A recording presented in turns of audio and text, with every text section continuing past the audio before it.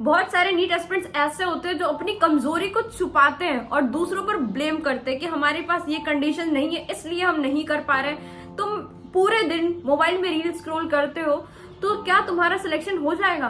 तुम्हें ये पता है कि कंपटीशन कितना हाई है, तुम्हें ये नहीं पता कि एटलीस्ट 5 लाख ऐसे बच्चे होंगे जो दिन के 7-7 घंटे पढ़ाई कर रहे हैं। उनमें से 2 लाख बच्चे ऐसे होंगे कि जो दिन के 10-10 घंटे पढ़ाई कर रहे हो, और उसमें से 1 लाख बच्चे ऐसे होंगे ना जो दिन के 7 घंटे सोने के अलावा पूरे टाइम बस पढ़ाई ही कर रहे हैं। उनके साथ अगर तुम रेस करोगे तो तुम कहाँ से उनसे आगे जा पाओगे, और यही तुम उनसे पीछे रह जाते हो। लास्ट मोमेंट में तुम बोलते हो हमारा ये चैप्टर रह गया, हमारा वो चैप्टर रह गया।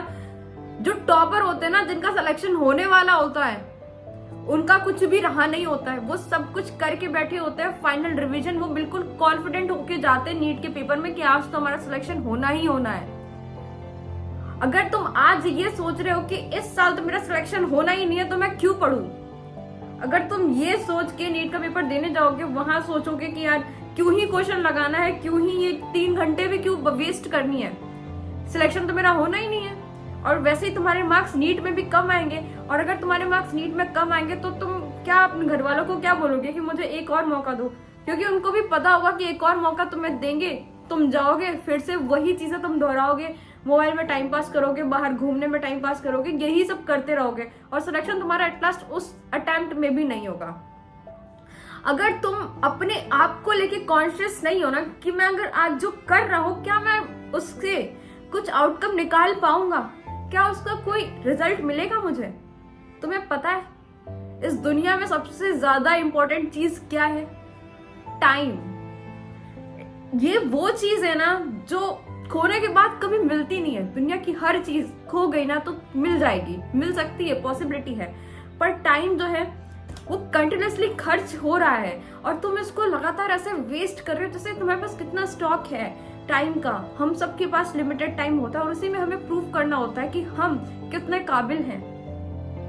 तो अभी से, आज से और इसी टाइम से अपने आप से ये प्रॉमिस कर लो कि अब लाइफ में चाहे कुछ हो जाए मैं अपने टाइम को सही जगह पे लगाऊंगा, अपने प्रोग्रेस के लिए लगाऊंगा और कभी भी टाइम को वेस्ट नहीं करूंगा।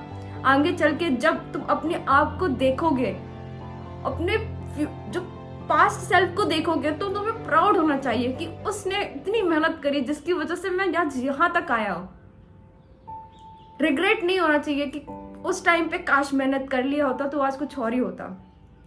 फ्यूचर में जब तुम देखोगे कि ना तुम्हारे दोस्त बहुत आगे जा रहे हैं, दुनिया कितनी आगे जा रही है और तुम वहीं पीछे डले हो एक पॉइंट पर बस स्टेबल, ना तुम प्रोग्रेस कर रहे हो और पीछे ही जाते जा रहे हो, तो सोचो क्या वो सब झेलने के लिए तुम अभी प्रिपेयर्ड हो? अभी तुम बच्चे हो, तुम्हें लाइफ के बारे में कुछ नहीं पता, दुनिया के बारे में कुछ नहीं पता।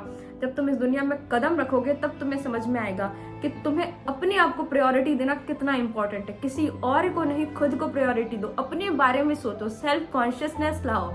तुम्हारे लिए जो सही है तुम वही करो, गलत चीजों से दूर रहो और टाइम को बचा के चलो, क्योंकि ये वो इतना कीमती एसेट है तुम्हारा।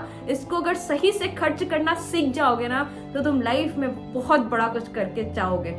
इस वीडियो को देखने के बाद मुझे पता है कि जो इंसान या जो बच्चा अपने आप पर ध्यान देना शुरू करेगा, अपने टाइम को सही तरीके से यूटिलाइज करेगा, वो लाइफ में आगे बढ़ता जाएगा। पर इस वीडियो को देखने के बाद भी अगर तुम ये सोचते हो कि चलो ठीक है ये तो एक रैंडम वीडियो थी, हम दूसरी वीडियो देखते हैं, टाइम पास करते हो और 4-5 घंटे फोन में लगे रहते हो ना, तो तुम सोच लेना आगे जाने वाले लाइफ में तुम्हारे साथ कितना बुरा होने वाला है। देखो हम सब के पास एक जैसी सिचुएशन नहीं होती है। We don't belong to the same rich family, हम लोग ऐसे इक्वल नहीं है। अगर तुम्हारी फैमिली वेल टू डू है, ऑलरेडी स्टैब्लिश्ड है, वो तुम्हारे लिए कुछ कर देगी, तुम्हारे लिए बिजनेस सेटअप कर देगी, तुम्हारे लिए अर्न कर लेगी तो ठीक है। अगर तुम ऐसी फैमिली से बिलोंग करते हो ना जहाँ पे तुम्हारे माँ बाप तुम्हें खुश रखने के लिए अपनी चीजों को सेक्रीफाइस करते हैं ना, अपने आप को सेक्रीफाइस करते हैं ना, तो बेटा तुम बहुत गलत कर रहे हो। तुम्हें आज से, अभी से इतनी मेहनत करनी चाहिए कि आगे चल के तुम्हारे माँ बाप को इतना प्राउड हो, वो प्राउडली कह सके कि हमारा जो सेक्रीफाइस था